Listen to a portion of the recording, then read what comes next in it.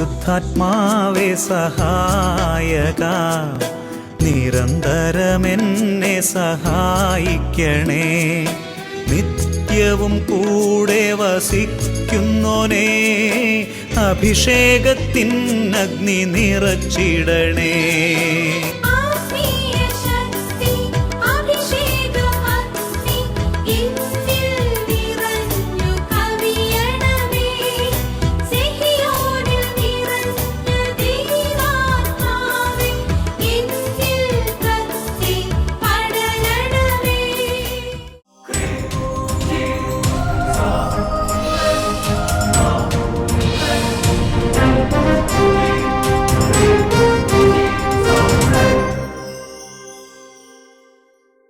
Praise the Lord. Praise the Lord. Hallelujah. Hallelujah. അഭിഷേകാഗ്നി വചന ശുശ്രൂഷയിൽ സംബന്ധിക്കുവാൻ കർത്താവിനെ പ്രത്യേകം തിരഞ്ഞെടുക്കപ്പെട്ട നിങ്ങളെയും നിങ്ങളുടെ കുടുംബങ്ങളെയും പരിശുദ്ധ അമ്മയുടെ വിമല ഹൃദയത്തിനും ഈശോയുടെ തിരുഹൃദയത്തിനും പ്രതിഷ്ഠിക്കുന്നു. ഈശോയുടെ തിരുഹൃദയത്തിലെ കരുണയാൽ നിങ്ങളെല്ലാവരും പൂരിതരായി തീരട്ടെ. Hallelujah. Hallelujah. Praise the Lord. Praise the Lord. ഞങ്ങളെ പ്രീച്ചേഴ്സ് ഡിവൈൻ മേഴ്സി എന്ന നിലയിൽ കർത്താവിന്റെ കരുണ കൊണ്ട് നിങ്ങൾ എല്ലാവരും നിറയുന്നത് കാണുമ്പോൾ വലിയ സന്തോഷമാണ്. Price the Lord. Praise the Lord. ഓരോ ആശീർവാദത്തിനും ഓരോ പ്രാർത്ഥനയ്ക്കും വലിയ ദൈവാനുഗ്രഹമുണ്ട്. ഹല്ലേലൂയ. ഹല്ലേലൂയ. പ്രിയമുള്ള സഹോദരങ്ങളെ, നമുക്ക് വളരെ പ്രിയപ്പെട്ട സേവർക്കാൻ വട്ടാലിച്ചന്റെ കൂട്ടായ്മയിൽ നമ്മൾ ഇന്ന് ശുശ്രൂഷയിലേക്ക് പ്രവേശിക്കുകയാണ്. പ്രിയമുള്ള സഹോദരങ്ങളെ, ഇന്ന് കർത്താവിൻ്റെ ആത്മാവ് നൽകുന്നൊരു പ്രേരണ, കുറേ സമയം കർത്താവിനെ ആരാധിച്ച് പ്രാർത്ഥിക്കുന്നത് വളരെ നല്ലതാണ്. ഉദ്ധിതനായ ഈശോ മിശിഹായെ കണ്ടപ്പോൾ അപ്പസ്തോലന്മാർ ചെയ്തത് കാര്യം അവിടുത്തെ ആരാധിച്ചു എന്ന് വചനം വെളിപ്പെടുത്തുകയാണ്. ദൈവത്തെ ആരാധിക്കുന്ന സമൂഹത്തിൽ ദൈവത്തിന്റെ ശക്തി വളരെ പ്രകടമാവും. Hallelujah. Hallelujah. Praise the Lord. Praise the Lord. നമുക്ക് എഴുന്നേറ്റ് നിൽക്കാം. എഴുന്നേറ്റ് നിന്ന് കുട്ടികൾ, മുതിർന്നവർ എല്ലാവരും ചേർന്ന് കർത്താവിനെ ആരാധിക്കുകയാണ്. പ്രിയമുള്ള സഹോദരങ്ങളെ, അപ്പസ്തോലന്മാർ കർത്താവിനെ ആരാധിക്കുന്ന രംഗങ്ങൾ ബൈബിളിലുണ്ടല്ലോ. വലിയ ദൈവിക ശക്തി പ്രകടമാകാം. പഴയ നിയമത്തിൽ പല പ്രതിസന്ധികളിലും അവർ ദൈവത്തെ ആരാധിച്ചപ്പോൾ ദൈവത്തിൻ്റെ ശക്തി പ്രകടമായി. ദൈവത്തെ ആരാധിക്കുമ്പോൾ രോഗപീഠകൾ വിട്ടുമാറും. ദൈവത്തെ ആരാധിക്കുമ്പോൾ പൈശാചിക പീഡകൾ ഒഴിഞ്ഞു പോകും. ദൈവത്തെ ആരാധിക്കുമ്പോൾ അപകടങ്ങൾ അനർത്ഥങ്ങൾ ഒഴിഞ്ഞു പോകും. ദൈവത്തെ ആരാധിക്കുമ്പോൾ ദൈവശക്തി വ്യാപരിക്കും. Hallelujah, hallelujah, hallelujah, hallelujah. യേശുവേ, ആരാധന, ആരാധന, ആരാധന, ആരാധന. ഓ കർത്താവേ, അവിടുത്തെ ആരാധിക്കുവാൻ, അവിടുത്തെ സ്തുതിക്കുവാൻ, അവിടുത്തെ മഹത്വപ്പെടുത്തുവാൻ അവിടുത്തെ ആത്മാവിന്റെ ശക്തി ഞങ്ങളുടെ മേൽ അയക്കണമേ. ദൈവാരാധനയുടെ വലിയൊരു അഭിഷേകം നൽകണമേ.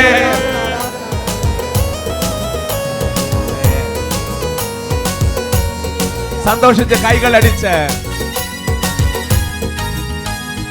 ആരാധിക്കാം, നമുക്ക് ആരാധിക്കാം, രക്ഷകനേശുവേ ആരാധിക്കാം. ആരാധിക്കാം, നമുക്ക് ആരാധിക്കാം, ഉദ്ധിതനായോനെ ആരാധിക്കാം. ആരാധിക്കാം, നമുക്ക് ആരാധിക്കാം, രക്ഷകനേശുവേ ആരാധിക്കാം. ആരാധിക്കാം, നമുക്ക് ആരാധിക്കാം, ഉദ്ധിതനായോനെ ആരാധിക്കാം. ജീവന്റെ നാഥൻ രാജാധിരാജൻ ആത്മാവിൻ നിറവോടെ ആരാധിക്കാം. ജീവന്റെ നാഥൻ രാജാധിരാജൻ ആത്മാവിൻ നിറവോടെ ആരാധിക്കാം. ആരാധിക്കാം, നമുക്ക് ആരാധിക്കാം, രക്ഷകനേശുവേ ആരാധിക്കാം. ആരാധിക്കാം, നമുക്ക് ആരാധിക്കാം, ഉദ്ധിതനായോനെ ആരാധിക്കാം. വലിയ സന്തോഷത്തോടെ എണ്ണത്തോട്ട് മലത്തോട്ട് കൈയടിച്ച് കുടുംബാംഗങ്ങൾ ഒരുമിച്ച് കർത്താവിനെ ആരാധിക്കുകയാണ്. കുട്ടികളെല്ലാം വലിയ സന്തോഷത്തോടെ നന്നായിട്ട് കൈയടിച്ച് അനങ്ങി പാട്ട് പാടി ആരാധിക്കുകയാണ്. ദൈവത്തെ ആരാധിക്കുമ്പോൾ വലിയ ദൈവിക ഇടപെടലുണ്ട്. പൈശാചിക പീഡകളും സാത്താന്റെ പീഡകളും സമൂഹത്തിന് ആരാധന വിട്ടുമാറട്ടെ. സാത്താന്റെ കോട്ടകൾ തകർന്നിടുമേ ദൈവത്തെ ആരാധിച്ച. അഭിഷേകത്തിൻ അഗ്നിയിറങ്ങും ദൈവത്തെ ആരാധിച്ച. സാത്താന്റെ കോട്ടകൾ തകർന്നിടുമേ ദൈവത്തെ ആരാധിച്ച. അഭിഷേകത്തിൻ അഗ്നിയിറങ്ങും ദൈവത്തെ ആരാധിച്ച. കരഘോഷമോടെ ആത്മാവിൻ നിറവോടെ ദൈവത്തെ ആരാധിക്കാം. കരഘോഷ സന്തോഷമോടെ ആത്മാവിൻ നിറവോടെ ദൈവത്തെ കൈകൾ ഉയർത്തി കൈയടിച്ച് ആരാധിക്കാം, നമുക്ക് ആരാധിക്കാം. രക്ഷകനേശുവേ ആരാധിക്കാം, ആരാധിക്കാം, നമുക്ക് ആരാധിക്കാം. ഉത്തിരനായവനെ ആരാധിക്കാം. ജീവന്റെ നാഥൻ രാജാധിരാജൻ ആത്മാവിൻ നിറവോടെ ആരാധിക്കാം. ജീവന്റെ നാഥൻ രാജാധിരാജൻ ആത്മാവിൻ നിറവോടെ ആരാധിക്കാം. ആരാധിക്കാം, നമുക്ക് നന്നായി കൈയടിച്ച് രക്ഷകനേശുവേ ആരാധിക്കാം. ഒരുമിച്ച് പാടി ആരാധിക്കാം, നമുക്ക് ആരാധിക്കാം. ഉത്തിരനായവനെ ആരാധിക്കാം. Hallelujah, hallelujah, hallelujah, hallelujah, hallelujah, hallelujah, hallelujah, hallelujah, hallelujah, hallelujah. കരങ്ങൾ ഉയരട്ടെ, സ്വരം ഉയരട്ടെ, അതരം തുറക്കട്ടെ, മനസ്സ് തുറക്കട്ടെ. ഹല ഹല ഹല ഹല ഹല ഹല ഹല ഹല ഹല ഹല. ഓ ഹല ഹല ഹല ഹല. വലിയ ദൈവാരാധന അഭിഷേകം വ്യാപരിക്കട്ടെ. ഈ പുതുവർഷത്തിൽ പുതിയ അഭിഷേകം തുറക്കപ്പെടട്ടെ. ഈ പുതുവർഷത്തിൽ ദൈവാരാധന വലിയൊരു ചൈതന്യങ്ങൾ വന്ന് നിറയേണ്ട കർത്താവേ. Hallelujah, hallelujah, hallelujah, hallelujah, hallelujah, hallelujah. യേശുവേ ആരാധന, ആരാധന, യേശുവേ ആരാധന, ആരാധന. അഭിഷേകം നിറയട്ടെ, ശക്തി നിറയട്ടെ, കെട്ടുകൾ അഴിയട്ടെ, ബന്ധനം അഴിയട്ടെ, വിടുതൽ പ്രാപിക്കട്ടെ, ആരോഗ്യം ലഭിക്കട്ടെ, ശക്തി ലഭിക്കട്ടെ, സ്നേഹം ഉണ്ടാകട്ടെ, വിശ്വാസം ഉണ്ടാകട്ടെ, അഭിഷേകം നിറയട്ടെ. Hallelujah, hallelujah, hallelujah, hallelujah, hallelujah, hallelujah. യേശുവേ ആരാധന, യേശുവേ ആരാധന, യേശുവേ ആരാധന, യേശുവേ ആരാധന, യേശുവേ ആരാധന.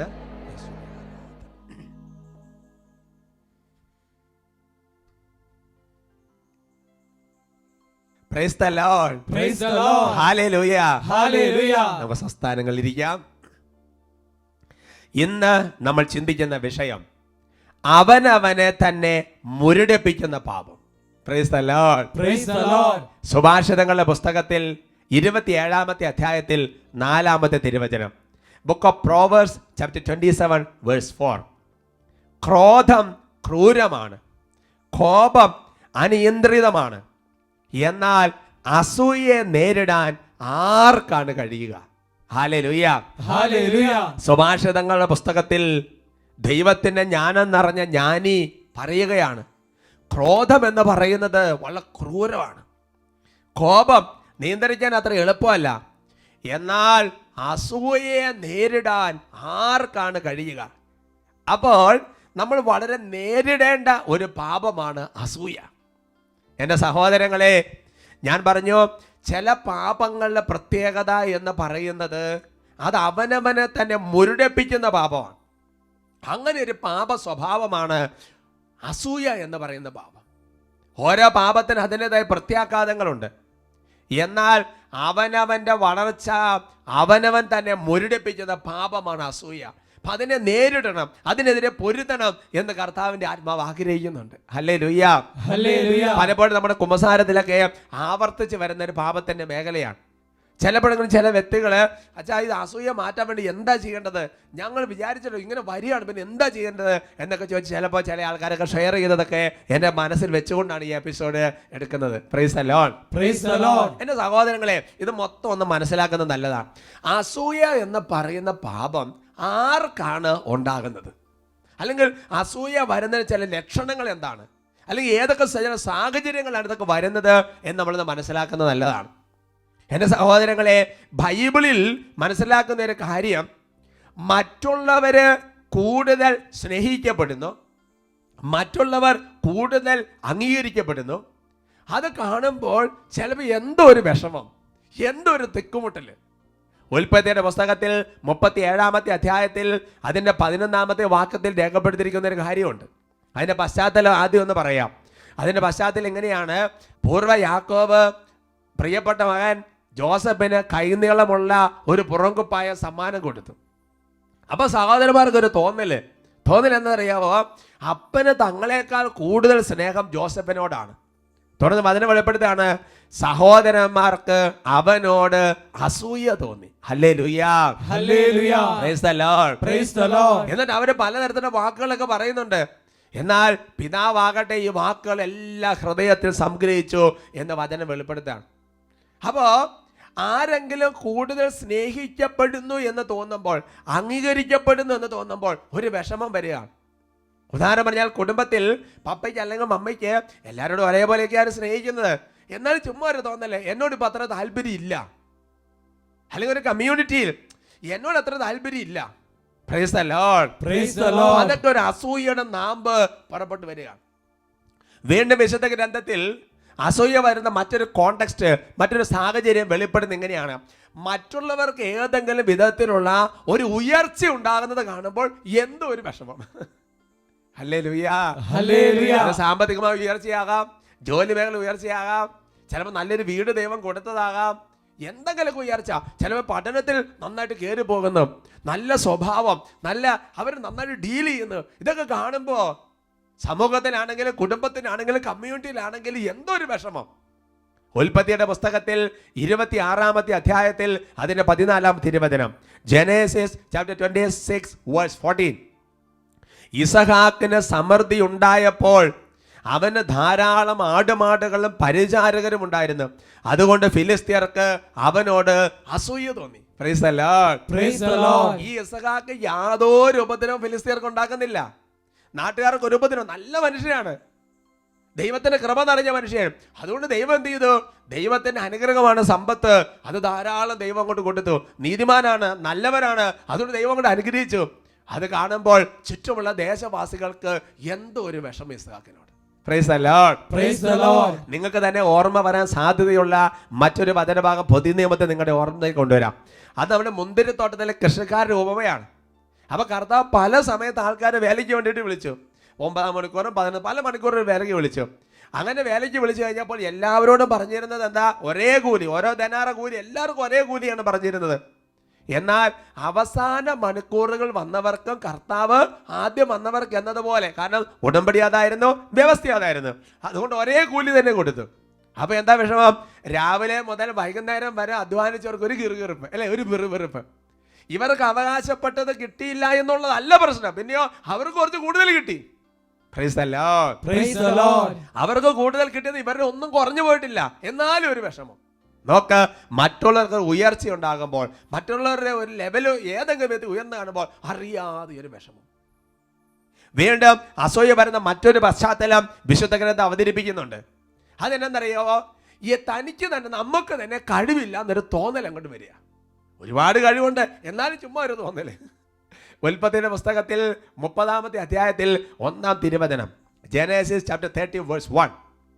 യാക്കോബിന് മക്കളെ നൽകാൻ തനിക്ക് സാധിക്കുന്നില്ലെന്ന് കണ്ടപ്പോൾ റാഹേലിന് തന്റെ സഹോദരിയോട് അസൂയ തോന്നി. Price the Lord. Praise the Lord.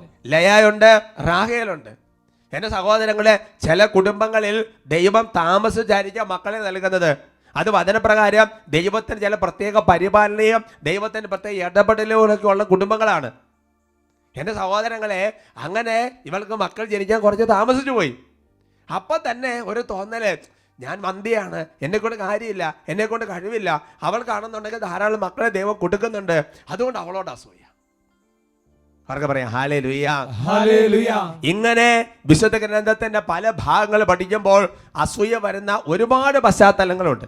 എല്ലാം സൂചിപ്പിക്കാൻ പറ്റുകയല്ല, ഞാൻ 1-2-3 എണ്ണം നിങ്ങളുടെ ശ്രദ്ധയിൽപ്പെടുത്തുകയാണ്. എൻ്റെ പ്രിയപ്പെട്ട സഹോദരങ്ങളെ, ഇങ്ങനെ വരുന്ന അസൂയ നമ്മളങ്ങനെ നിസ്സാരമായിട്ട് തള്ളിക്കളയരുത്. ഓരോ കുമ്പസാരത്തിലും അത് ഏറ്റു പറഞ്ഞു പാപമോചനം മേടിക്കുന്നത് ശരി തന്നെ. അത് മാത്രം പോരാ, ഇതിനെതിരെ ഒരു പൊരുതല്, ഇതിനെതിരെ ഒരു ചില പ്രത്യേക സ്റ്റെപ്പുകൾ എടുക്കണം ദൈവം ആഗ്രഹിക്കുന്നുണ്ട്.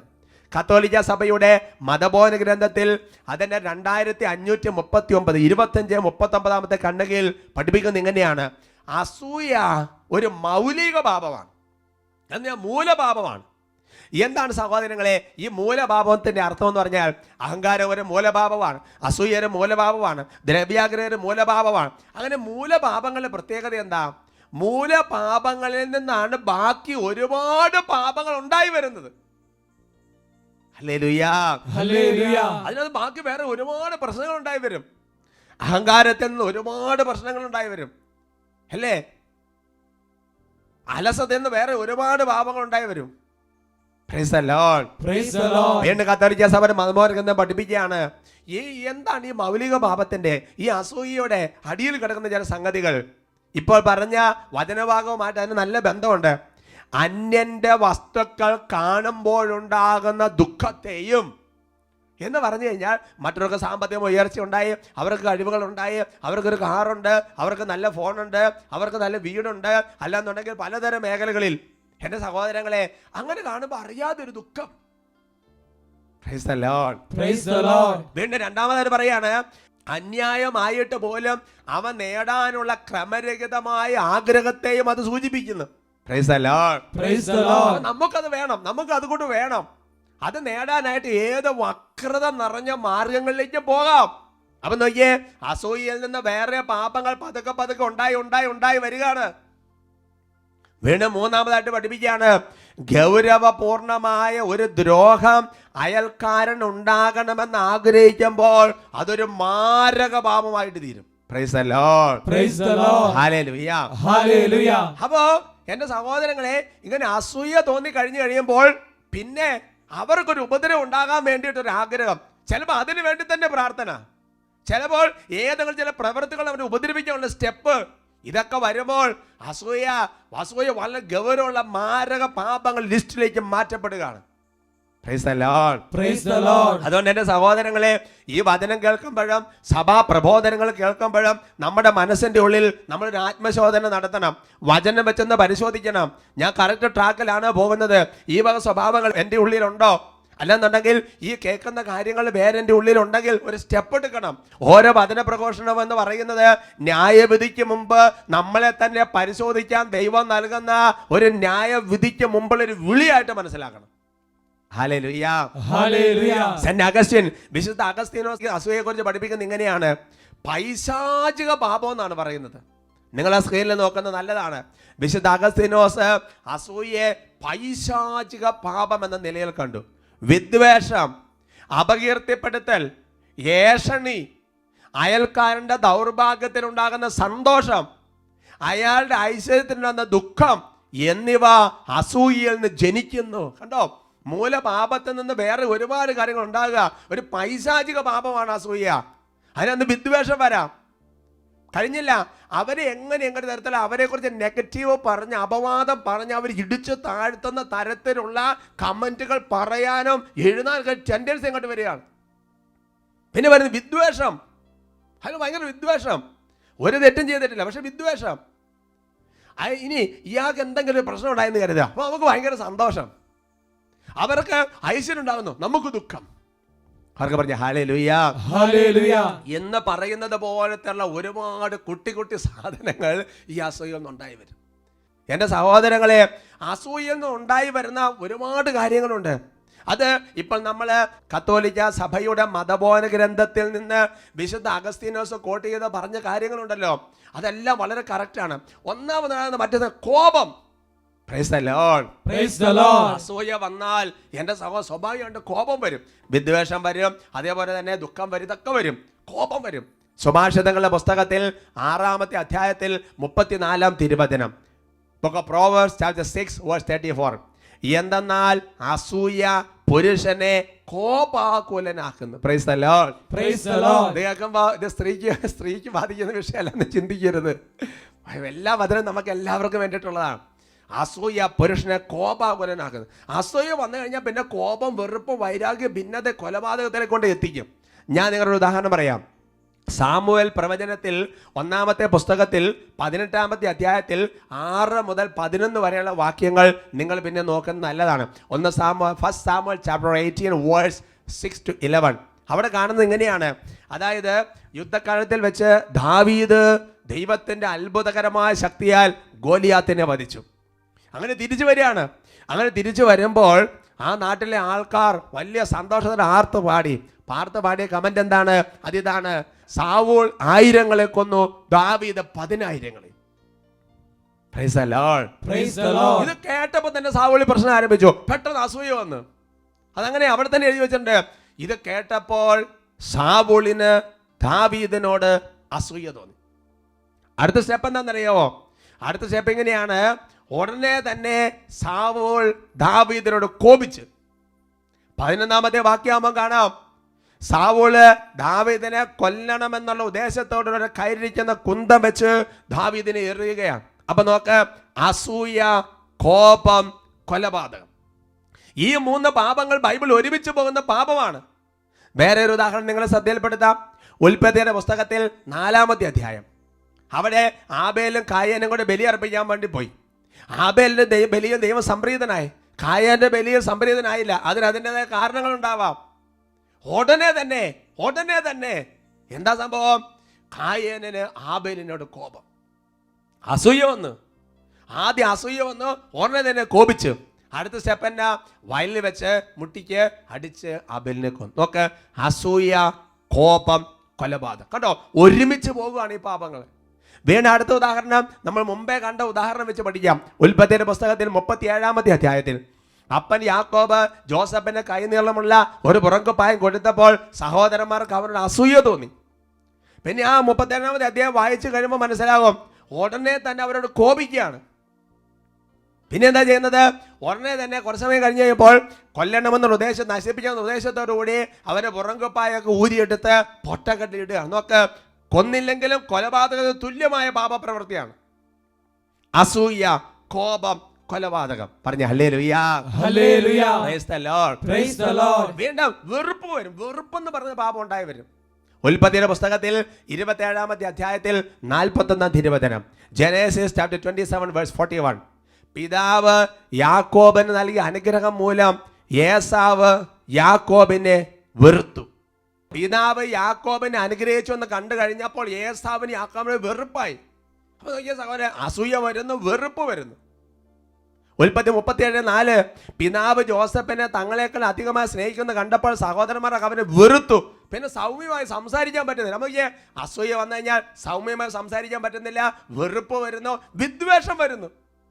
ഉൽപ്പത്തിയുടെ പുസ്തകം 37:8 അവർ ചോദിച്ചു, നീ ഞങ്ങളെ ഭരിക്കുമെന്നാണോ? നീ ഞങ്ങളുടെ മേലെ ആധിപത്യം സ്ഥാപിക്കുമെന്നാണോ?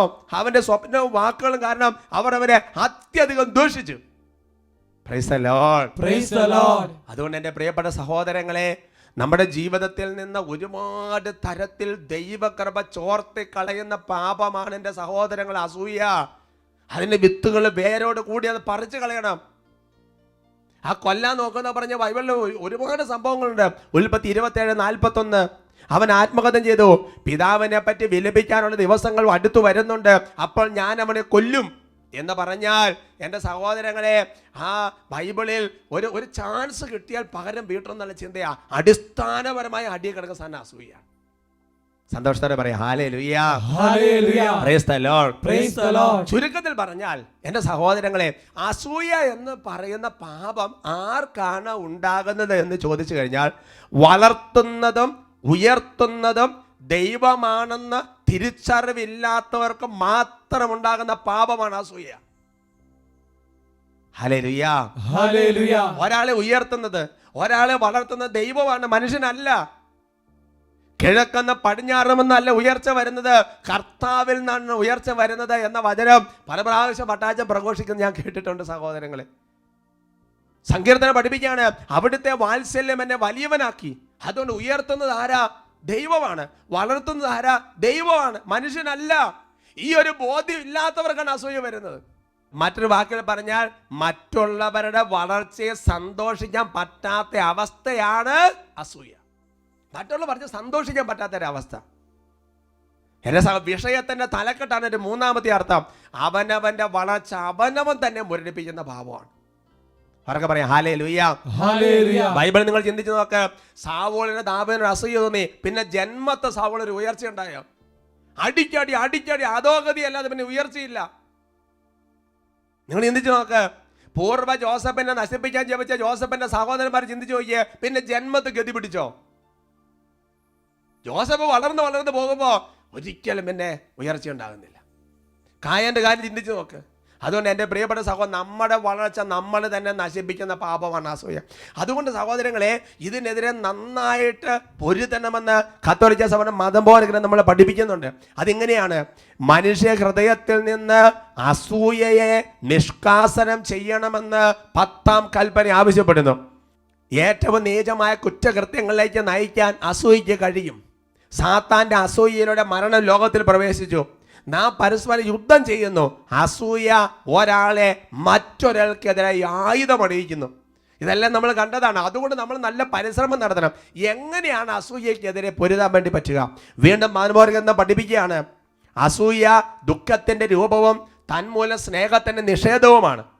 മാമോദീസ സ്വീകരിച്ച വ്യക്തി പരോപകാര തൽപരത അഭ്യസിച്ചുകൊണ്ട് ഇതിനെതിരെ സമരം ചെയ്യണം. Hallelujah, hallelujah. അസൂയ മിക്കപ്പോൾ അഹങ്കാരത്തിൽ നിന്ന് വരുന്നു. മാമോദീസ മുങ്ങിയ വ്യക്തി വിനയത്തിൽ ജീവിക്കാൻ തന്നെ പരിശീലിപ്പിക്കണം. അതുകൊണ്ട് സഹോദരങ്ങളെ, അസൂയയിൽ നിന്ന് രക്ഷപ്പെടാൻ ഒന്നാമത്തെ മാർഗം സഭ പഠിപ്പിക്കുന്നത് പരോപകാര തൽപരത അഭ്യസിക്കണം, ഒരു പരിശീലനം നടത്തണം. എന്ന് പറഞ്ഞാൽ അതിൻ്റെ അർത്ഥം എന്നാ? അതിൻ്റെ അർത്ഥം എന്ന് പറയുന്നത് മറ്റുള്ളവരുടെ നന്മ ലക്ഷ്യമാക്കിയിട്ടുള്ള കാര്യങ്ങൾ ചെയ്യാൻ നമ്മുടെ ജീവിതത്തിൽ പരിശീലനം വരണം. അവർക്ക് എങ്ങനെ നന്മ ഉണ്ടാക്കണം, അത് പരിശീലിക്കണം. വെറുതെ ചിന്തിച്ചൊരു കാര്യമില്ല, ഒരു പ്രാക്ടീസ് ചെയ്യണം. രണ്ടാമത് പഠിപ്പിക്കുകയാണ്, അസൂയ അഹങ്കാരം തമ്മിൽ ബന്ധമുള്ളത് കൊണ്ട് വിനയത്തിൽ ജീവിക്കാൻ നമ്മളെ തന്നെ ഒരു പരിശീലനം കൊടുക്കണം. അവർക്ക് പറഞ്ഞ ഹല്ലേലൂയ. അതെങ്ങനെ പരിശീലിക്കാം? എവിടെയൊക്കെ എളിമപ്പെടാൻ അവസരം കിട്ടുന്നുണ്ടോ അവിടെയെല്ലാം ചാടി കയറി എളിമപ്പെടുക. അങ്ങനെ വിനയത്തിൽ ജീവിക്കാൻ പരിശീലനം നടത്തിയാൽ അസൂയയിൽ നിന്ന് പോലും വിടുതൽ കിട്ടുമെന്ന് സഭ പഠിപ്പിക്കുകയാണ്. അവർക്ക് പറയാം ഹല്ലേലൂയ. വീണ്ടും മറ്റൊരു കാര്യം എന്ന് പറയുന്നത്, എൻ്റെ സഹോദരങ്ങളെ, മറ്റുള്ളവരുടെ നേട്ടങ്ങളിൽ നമുക്ക് തന്നെ ഒരു സന്തോഷം തോന്നണം, മറ്റുള്ള ഉയർച്ചയുടെ സന്തോഷം തോന്നണം. നീ വഴി ദൈവം വാഴ്ത്തപ്പെട്ടവനായി കാണാൻ ആഗ്രഹിക്കുന്നുവോ എങ്കിൽ നിന്റെ സഹോദരന്റെ പുരോഗതിയിൽ സന്തോഷിക്കുക. അപ്പോൾ തന്നെ നിന്നിലൂടെ ദൈവം മഹത്വീകൃതനാകും. അന്യരുടെ നേട്ടങ്ങളിൽ സന്തോഷിച്ചുകൊണ്ട് അസൂയ കീഴടക്കിയ ഇത്തരം ദാസന്മാരുടെ ദൈവം വാഴ്ത്തപ്പെട്ടവനാകട്ടെ എന്ന് എല്ലാവരും പറയും. സഭ പഠിപ്പിക്കുക. അതുകൊണ്ട് നമുക്ക് ആരോടാണ് അസൂയ തോന്നുന്നത്, ആ വ്യക്തിക്ക് നന്മകൾ ഉണ്ടാകുമ്പോൾ വലിയ സന്തോഷം തോന്നണം. അവരെ ഓർത്ത് ദൈവത്തിന് നന്ദി പറയണം. ദൈവം ഇങ്ങനെ കൊടുത്തല്ലെന്ന് ഓർത്ത് ദൈവത്തെ മഹത്വപ്പെടുത്തണം. അപ്പോൾ ദൈവം നമ്മളിൽ മഹത്വീകൃതനായിത്തീരും. അവർക്ക് പറഞ്ഞ ഹല്ലേലൂയ. സംഖ്യയുടെ പുസ്തകത്തിലുണ്ട്. അതായത് അവിടെ ദൈവത്തിന്റെ കൃപ എല്ലാവർക്കും ലഭിച്ചു കഴിഞ്ഞപ്പോൾ ജോഷുവയ്ക്ക് ചെറിയൊരു അസൂയ. അപ്പൊ മോശ പറയുകയാണ്, ജോഷുവയോട് പറയുകയാണ്, സംഖ്യ 11:29, എന്നെ പ്രതി നീ അസൂയപ്പെടുന്നുവോ? കർത്താവിൻ്റെ ജനം മുഴുവൻ പ്രവാചകന്മാരാവുകയും അവിടുന്ന് തൻ്റെ ആത്മാവിനെ അവർക്ക് നൽകുകയും ചെയ്തിരുന്നുവെങ്കിൽ എന്ന് ഞാൻ ആശിക്കുന്നു. ഹല്ലേലൂയ. മോശ പറയാ, എല്ലാ കാര്യം എന്നിലൂടെ നടക്കണമെന്നുള്ളതല്ല, മറിച്ച് മറ്റുള്ളവരുടെ എല്ലാം ഒരുപാട് നന്മകൾ നടക്കുന്നൊരു സന്തോഷം തോന്നണം. ജോഷുവയെ മോശ കറക്റ്റ് ചെയ്യാണ്. Price the Lord. വീണ്ടും അസൂയ എതിർക്കേണ്ട നാലാമത്തെ ഒരു മാർഗം, അത് ഭക്തമാർഗ പ്രവേശിക എന്ന് പറയുന്ന മിസ്റ്റർ ഫ്രാൻസിസ് സാലസിന്റെ മനോഹരമായ പുസ്തകത്തിലാണ് രേഖപ്പെടുത്തിയിരിക്കുന്നത്. അത് ഞാനൊന്ന് വായിച്ച് കേൾപ്പിക്കാം.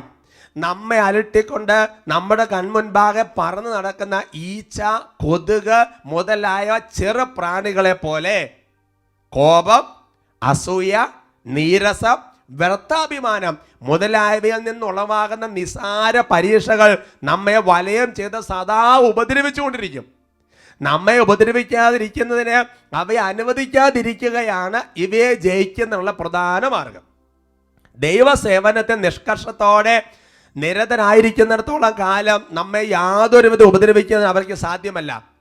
അവ നമ്മുടെ ചുറ്റും പറന്ന് നടന്നുകൊള്ളട്ടെ, യാതൊരു ഭയത്തിന് അവകാശമില്ല. പ്രാണികളെ പോലെ മാത്രമേ അവയെ കരുതേണ്ടതുള്ളൂ. ചിലപ്പോൾ അവ നിന്റെ ദേഹത്തെ സ്പർശിച്ചെന്ന് വരാം, എന്നാൽ ഹൃദയത്തിൽ അവയ്ക്ക് നീ പ്രവേശനം അനുവദിച്ചുകൂടാ. അവയോട് സമരം ചെയ്ത് ക്ലേശിച്ചിട്ട് ആവശ്യമില്ല. നിന്നെ സമീപിക്കുമ്പോൾ അവയെ ദൂരത്ത് ഓടിച്ചാൽ മാത്രം മതി. ദൈവസ്നേഹ പ്രകരണങ്ങളാണ് അവയെ അകറ്റി നിർത്താനുള്ള ആയുധം. പ്രലോഭനങ്ങൾക്കെതിരായി ഒരു സച്ചിന്ത മനസ്സിൽ ഉളവാക്കിയതിനു ശേഷം ക്രൂശിതനായ മിശിഹായ്ക്ക് നിന്റെ ഹൃദയം സമർപ്പിക്കുകയും അവിടുത്തെ പാദപത്മങ്ങളെ ചുംബിച്ചുകൊണ്ട് ഒരു സ്നേഹ പ്രകടനം ചെയ്യുകയും വേണം. Price the Lord. വലുതോ ചെറുതോ ആയ ഏതു തരം പരീക്ഷകളെ കീഴടക്കുന്ന ഉത്തമ മാർഗം ഇത് തന്നെ എന്ന് പറഞ്ഞാൽ അതിൻ്റെ അർത്ഥമെന്ന് പറയുന്നത്, നമുക്കറിയാം ഈച്ച, കൊതുക് തുറന്നുള്ള ജീവികൾ നമ്മുടെ ചുറ്റും എപ്പോഴെങ്കിലും പറന്നു കിടക്കും. എന്ന് പറഞ്ഞാൽ അസൂയ വരാം, കോപം, ഇങ്ങനത്തെ പാപങ്ങളൊക്കെ വരും. നമ്മൾ ടെൻഷൻ പിടിക്കരുത്. നമ്മൾ ചെയ്യേണ്ട കാര്യം, അവ നമ്മൾ ദേഹത്ത് ചിലപ്പോൾ ഒന്ന് മുട്ടിയും തട്ടിയും പോകുന്നൊക്കെ വരാം. അപ്പം ഇത് വരുമ്പോൾ നമ്മൾ എന്താ, നമ്മൾ വേഗം അതിനെ ആട്ടി ഓടിക്കും എന്ന് പറയുന്നത് പോലെ വേഗം അതിനെ ആട്ടി ഓടിക്കണം. എങ്ങനെ ആട്ടി ഓടിക്കേണ്ടത്? നല്ല ഒരു സത്ചിന്ത, ഒരു ദൈവവചനം, അല്ലെങ്കിൽ ഈ കേട്ടൊരു കൃപയുടെ വചനം മനസ്സിൽ കൊണ്ടിട്ട് ഈശോയെ കുറിച്ച് ഇങ്ങനെ ധ്യാനിക്കുക, ഈശോയെ കുറിച്ച് ഓർക്കുക, എന്നൊരു സ്നേഹ പ്രകടനം ചൊല്ലുക. ഈശോയെ ഞാനങ്ങേ സ്നേഹിക്കുന്നു, കർത്താവേ അങ്ങാണ് വളർത്തുന്നത്, ഒരു സ്നേഹ പ്രകടനങ്ങൾ ചെല്ലുക. അപ്പോൾ കൊതുകിനെ ആട്ടുമ്പോൾ കൊതുക് ഓടി പോകുന്നത് പോലെ ഈ പാപപ്രലോഭം വിട്ടുമാറിപ്പോകും. ഹല്ലേലൂയാ. എന്റെ സഹോദരങ്ങളെ, കഴിഞ്ഞൊരു എപ്പിസോഡ് ഞാൻ പറഞ്ഞതുപോലെ ഏത് കാര്യവും കേട്ടുപോയിട്ട് കാര്യമില്ല, വേഗം പ്രാക്ടീസ് ചെയ്യണം. Price the Lord. ഈ 4 മാർഗങ്ങൾ പ്രാക്ടീസ് ചെയ്ത് അസൂയ തുരത്തി ഓടിക്കാൻ കർത്താവിന്റെ ആത്മാവ് നമ്മളെ സഹായിക്കട്ടെ.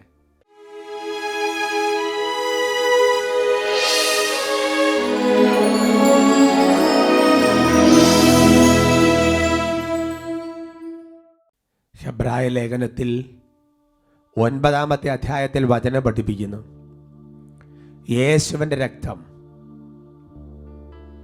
നിന്റെ അന്ധകരണത്തെ നിർജീവ പ്രവർത്തികളിൽ നിന്ന് എത്ര അധികമായി വിശുദ്ധീകരിക്കുകയില്ലേ. കർത്താവിൻ്റെ സന്നിധി എളിമപ്പെട്ട് പ്രാർത്ഥിക്കുകയാണ്. കർത്താവ്, എൻ്റെ അന്ധകരണത്തിൽ ഒരുപാട് പാപപ്രവർത്തികൾ, നിർജീവ ചിന്തകൾ കിടക്കുന്നുണ്ട്. അസൂയ, അഹങ്കാരം, വെറുപ്പ്, ഭിന്നത, നിരാശ, സന്തോഷിക്കാൻ പറ്റുന്നില്ല. കർത്താവേ, അവിടുത്തെ പരിശുദ്ധ രക്തത്താൽ ഞങ്ങളുടെ ഹൃദയത്തെ കഴുകണമേ, ഒരു പുതിയ ഹൃദയം നൽകണമേ. കർത്താവേ, എല്ലാവരും സ്നേഹിക്കാൻ തക്കവണ്ണം ഞങ്ങളുടെ ഹൃദയ രൂപാന്തരണം നൽകണമേ. ഉള്ളൊരുകി പ്രാർത്ഥിക്കുന്നു. കഴുകണമേ നിത്യാത്മാവേ എൻ ഹൃദയം, തിരുരക്തത്താൽ കഴുകണമേ നിത്യാത്മാവേ എൻ ഹൃദയം. കൈകൾ ഉയർത്തി ഉച്ചത്തിൽ വിളിക്കുന്നു, യേശുവേ, യേശുവേ